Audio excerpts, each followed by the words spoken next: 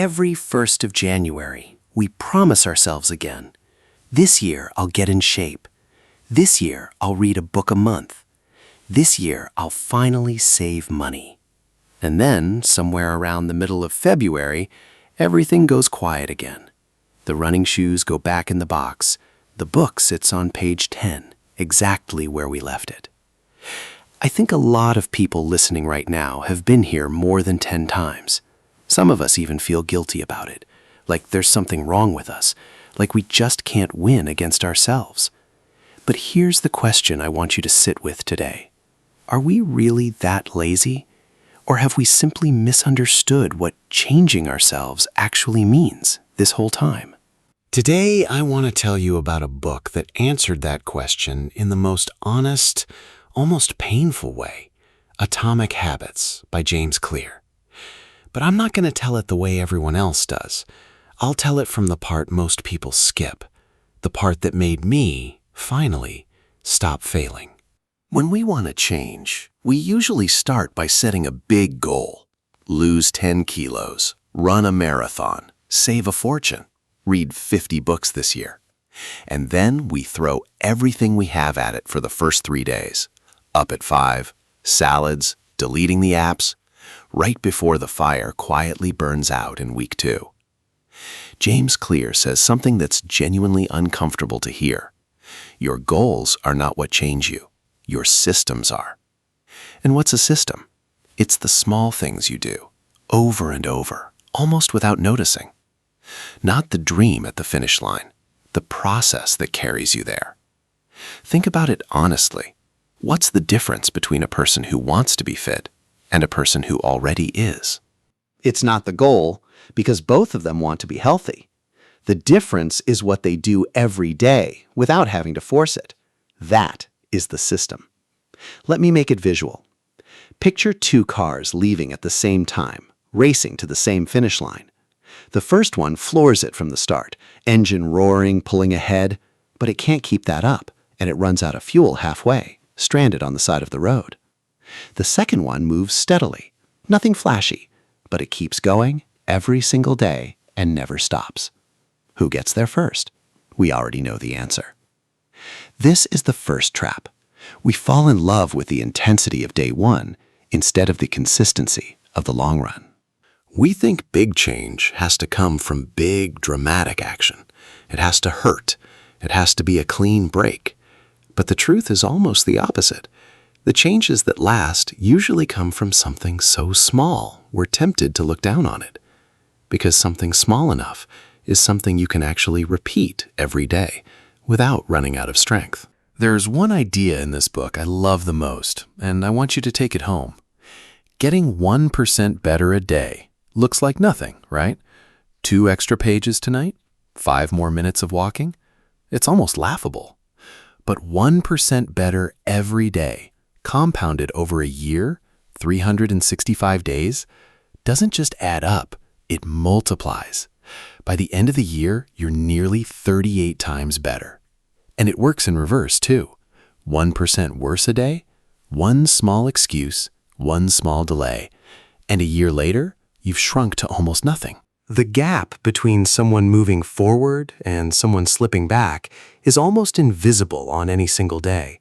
But give it a year, give it 10 years, and that gap becomes shocking. The problem is that 1% is too small to feel today. 1 workout doesn't change the mirror. 1 night of reading doesn't make you visibly smarter. Saving a little today doesn't make you rich. So we give up, when really we were just not yet at the point where it pays off. Picture an ice cube. You put it in a room at -10 degrees and slowly warm it. -10, -9, -8. Nothing moves. All that heat seems wasted. And then it hits 0, and it melts, all at once. Was the heat at 0 degrees more magical than the heat at -5? Not at all. It was the same heat building up the whole time. The result just finally became visible. Your effort works exactly the same way. It's accumulating, even on the days you see nothing. James Clear calls this the plateau of latent potential. And most people quit right here, closest to 0 degrees, without ever knowing it. This is the part I most want you to hear, because it's the part most summaries breeze past in a few seconds, even though it's the whole soul of the book.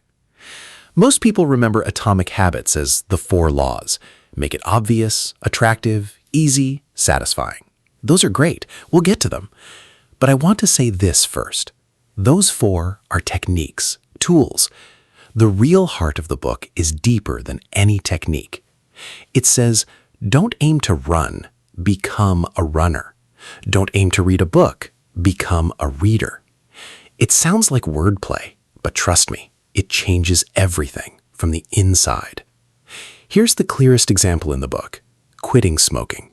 If your goal is to quit, then every time someone offers you a cigarette, you have to force out, "No thanks, I'm trying to quit."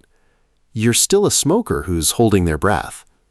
But if you change your identity to, "I'm not a smoker," you simply say, "No thanks, I don't smoke," with no struggle at all.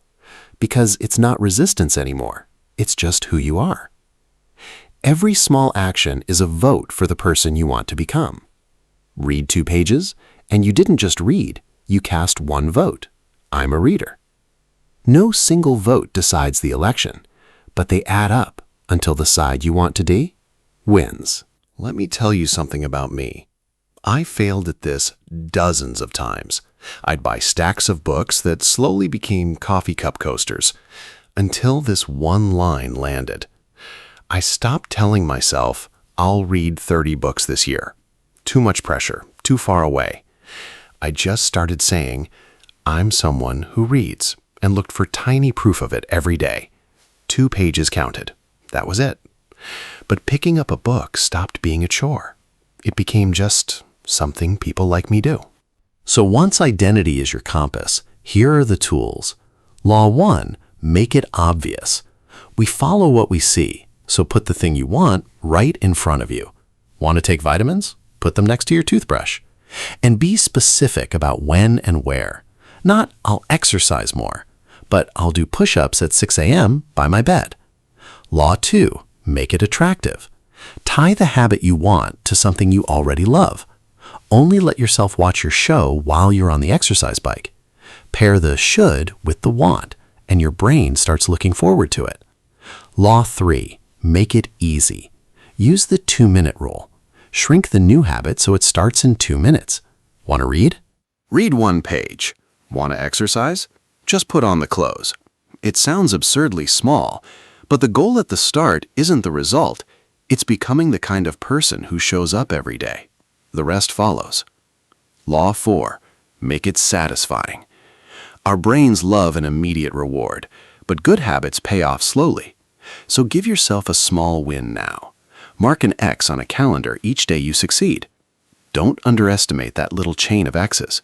You won't want to break it. And here's my iron rule from the book. Never miss twice. Missing 1 day is human, but don't let it become 2, because the second miss is where a new habit called quitting is born. Let's bring this down to an ordinary life. Want to save? Don't set save a fortune. Become someone who pays themselves first, every month, even just a little. Automate the transfer so it leaves the moment you're paid. Want to move more? Start embarrassingly small. 1 push-up a day, a 5-minute walk. The goal isn't the number. It's becoming someone who moves every day. Want to stop scrolling at night? Make it hard. Put the charger in another room. A little friction, and the bad habit fades. The one iron rule I want you to take home. Don't make it so big it scares you. Make it so small you can't say no. Then repeat it until one day it's simply who you are, without you even noticing. Before we close, let me warn you about a few traps, because knowing the theory isn't enough. The first is all or nothing. We think if we can't do it perfectly, we shouldn't do it at all. No time for the full workout? Skip it entirely. But this is exactly the thinking that kills habits. On your busiest, most tired days, doing even a little has enormous value, not for that day's result, but because it keeps your identity from breaking. The second is the plateau. that ice cube stretch where you're doing the work but the results haven't arrived. It's the most dangerous stretch because your motivation is low and there's no result yet to comfort you. In that stretch, don't measure by results. Measure by the fact that you're still showing up. As long as you don't quit, you're still winning, even if the mirror hasn't said so yet. The third is boredom. The honest truth nobody mentions. Successful people aren't the ones who never get bored. They're the ones who keep going while bored. The thrill fades fast. The ones who go far are the ones who can fall in love with the boredom of repetition. Now, I won't pretend I agree with this book 100%. I think it works beautifully for habits you do alone, but real life isn't lived alone. We live with family, friends, society, an economy. You can design a perfect personal system to sleep early, and the TV next door blasts till midnight. You can plan to save, and the income just barely covers life. The book is brilliant on your own system, but lighter on the systems around you that you can't control. And honestly, parts of it can make it feel like if you haven't succeeded, your system just isn't good enough, which isn't always fair to people facing genuinely hard circumstances. So use it as a tool, not a gospel. Take what fits your life and forgive yourself on the days the world isn't on your side. So here's what I'd leave you with. Changing yourself doesn't begin with a burst of New Year's willpower or some huge goal you write down and forget. It begins with a small question you can ask yourself every morning. Who do I want to be today? Then just do the small thing that kind of person would do, just for today.